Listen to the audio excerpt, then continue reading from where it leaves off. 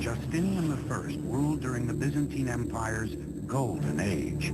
Yet, ironically, the man who lusted after the glory of ancient Rome was an outsider. Well, the Emperor Justinian was born a peasant in what is now northern Yugoslavia, and he came with his uncle Justin to Constantinople to seek their fortunes. His 40-year reign would be marked by intellectual brilliance, an unparalleled work ethic, and unbridled ruthlessness. 2 years before ascending to the throne, Justinian married a beautiful, strong-willed woman named Theodora. But there was just one problem. Theodora was a former burlesque dancer. So to take her checkered past out of the equation, Justinian simply promoted her. The day he was crowned emperor, he named Theodora as his co-empress. Her ascension to power sent shockwaves through the Byzantine aristocracy. She was supposedly a prostitute hanging out around the Hippodrome, involved in things like bear dancing. I'm not exactly sure what happens in bear dancing, but evidently it was not such a great thing. And she had a very active sex life. Together, Justinian and Theodora would rule the empire as equals. She must have been highly intelligent, and she must have been very wily, very successful at court politics. Justinian quickly realized that his legacy would be built on restoring the bygone glory of ancient Rome. He began by reclaiming Western territories that had been lost over the years. Back home in Constantinople, Justinian went on a construction spree.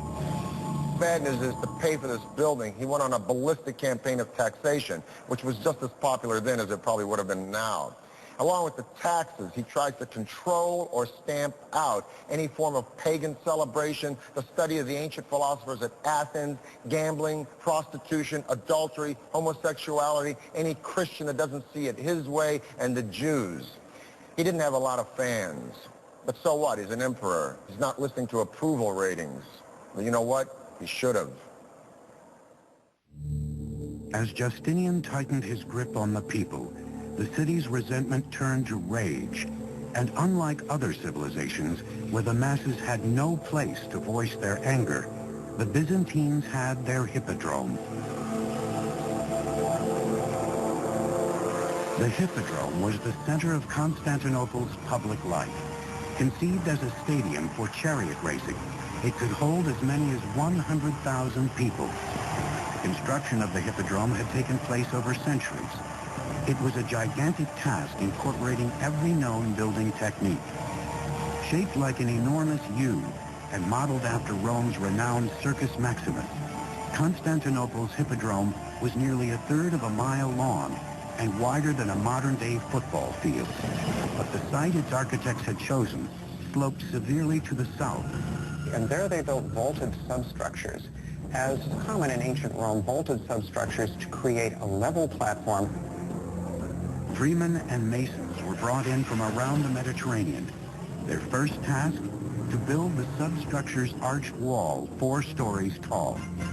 The arches created a gallery for shops and cafes. Above the substructure, 2 tiers of columns and more than 30 stone rows surrounded the sand-covered racing track. Like all Byzantine emperors before him, Justinian sat in an imperial box called the Kathisma, giving the Byzantines a rare glimpse of their ruler. It was a combination of sports stadium, public spectacle stadium, imperial propaganda, pulpit, all those things. It could seat huge numbers of people. Huge bets were wagered by fans of the various teams, the blues, greens, reds, and whites. They were like political factions in our world, and so disputes over soccer results as today, or disputes over chariot races, could take on a significant political dimension in Byzantium. The Hippodrome was one of the architectural glories of Constantinople.